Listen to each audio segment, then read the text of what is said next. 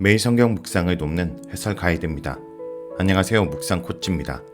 함께 읽고 나눌 말씀은 요한복음 12장 1절에서 11절까지 말씀입니다. 마리아는 예수님의 발에 향료를 붓지만 가룟 유다는 자기 욕심에 이끌려서 그 행위를 비난했습니다.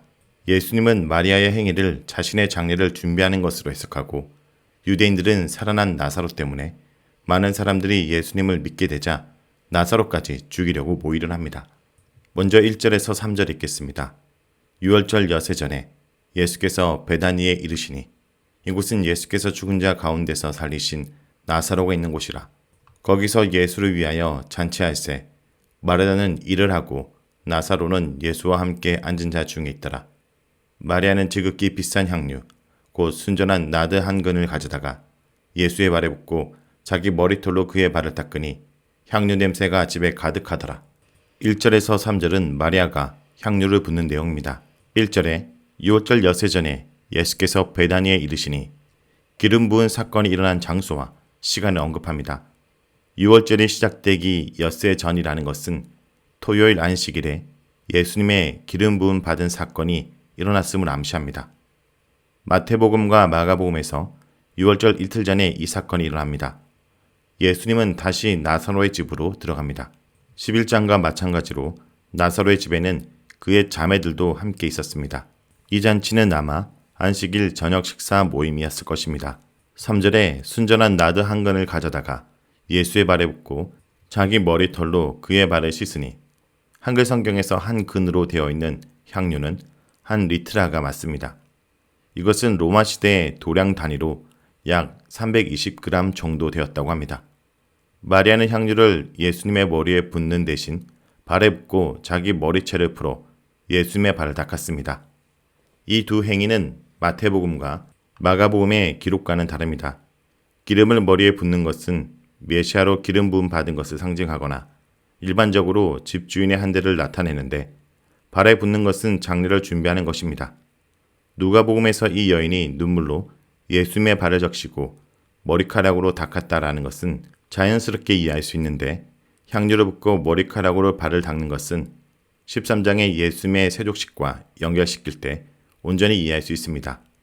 발을 닦는 행위는 지극한 사랑과 헌신의 표시입니다. 다음은 4절에서 11절 읽겠습니다. 제자 중 하나로서 예수를 잡아줄 가룟 유다가 말하되, 이 향유를 어찌하여 300데나리온에 팔아 가난한 자들에게 주지 아니하였느냐 하니, 이렇게 말하면 가난한 자들을 생각함이 아니요 그는 도둑이라 돈괴를 맞고 거기 넣은 것을 훔쳐가미더라. 예수께서 이르시되, 그를 가만히 두어 나의 장례할 날을 위하여 그것을 간직하게 하라. 가난한 자들은 항상 너희와 함께 있거니와 너는 항상 있지 아니하리라 하시니라. 유대인의 큰 무리가 예수께서 여기 계신 줄을 알고 오니, 이는 예수만 보기 위함이 아니요 죽은 자 가운데서 살리신 나사로도 보려 함이로라. 대제사장들이 나사로까지 죽이려 모의하니 나사로 때문에 많은 유대인이 가서 예수를 믿음이로라. 4절에서 8절은 가룟 유다의 반응과 예수님의 반응입니다. 4절과 5절에 유다가 말하되, 이 향유를 어찌하여 300데나리온에 팔아 가난한 자들에게 주지 아니하였느냐. 마가복음과 마태복음에서 유다가 아니라 제자들이 불평합니다. 그러나 요한복음에서는 유다가 제자들을 대표해서 말하고 있고, 아마도 다른 제자들은 유다와 같은 의견이거나 유다의 의견에 동조한 것 같습니다. 한 데나리온은 노동자의 하루 품삯입니다. 오늘날 한 데나리온을 7만 원 정도로 계산해도 그것은 2,100만 원이나 되는 큰 돈이었습니다. 이렇게 많은 돈을 예수님의 발에 향유를 붓는 것으로 사용하는 것을 제자들은 이해할 수 없었습니다. 게다가 가룟 유다의 제안은 그럴듯해 보입니다. 그러나 요한은 6절에 저는 도적이라 라는 표현을 통해서 공동체의 재정을 여러 번 횡령한 가룟 유다가 이렇게 말한 것은 그 돈의 일부를 자신이 가질 수 없게 된 상황이 안타까워 가난한 자들에게 주는 것이 합당하다는 핑계를 댄 것으로 이해할 수 있습니다. 요한복음은 다른 복음서들과 달리 유다가 돈 욕심 때문에 예수님을 판 것으로 기록합니다. 예수님은 가룟 유다의 주장에 대해서 단호하게 반론을 제기하며 마리아를 두둔하십니다. 그런데 마리아의 행위는 두둔하지만 그 뜻은 다소 모호합니다. 예수님은 그 기름 부음은 나의 장례를 위함이다 라고 말하지 않고, 이 여자를 그냥 놔두어라, 그리하여 내 장래날을 위하여 이 기름을 간직하게 하라 라는 의미로 말합니다. 가난한 자들은 항상 너희와 함께 있거니와 가난한 자들을 위해서 사용해야 된다는 유다의 말에 대해 예수님은 자신의 죽음이 곧 닥쳐옴을 암시하면서 마리아의 행위가 가난한 자들을 돕는 것보다 값어치가 있다라고 말하고 있습니다. 9절에서 11절은 유대인들의 반응입니다. 12장 9절에서 11절에 유대 지도자들은 나사로의 살해를 모의합니다. 9절에서 큰 무리는 유월절을 지키려고 예루살렘을 방문한 유대인들을 지칭합니다.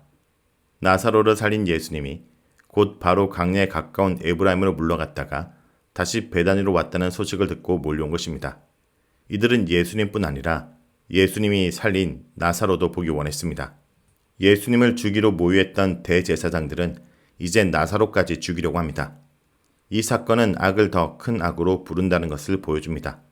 나사로를 살린 사건은 완벽한 기적 사건이었습니다. 다른 기적들은 안식일 논쟁을 불러일으키거나 다른 논쟁을 불러일으켰지만 나사로를 살린 사건은 논박할 수 없을 만큼 많은 사람들이 목격했기 때문에 유대 지도자들은 자신들의 기득권을 위협하는 중대한 사건으로 보고 있었습니다.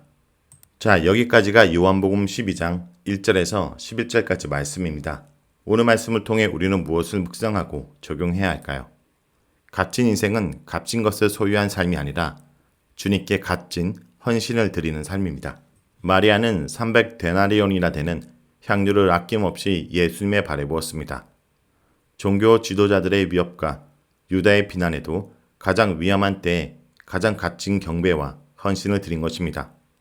헌신은 어떤 상황 속에서도 예수님을 내 인생과 가치의 최우선으로 두는 일입니다. 헌신을 강신으로 호도하고 매도한 시대에 다른 사람들에게 낭비하는 것으로 보일 만큼 넘치고도 자발적인 섬김으로 주님께 헌신하는 주의 백성들이 되길 간절히 기도드립니다.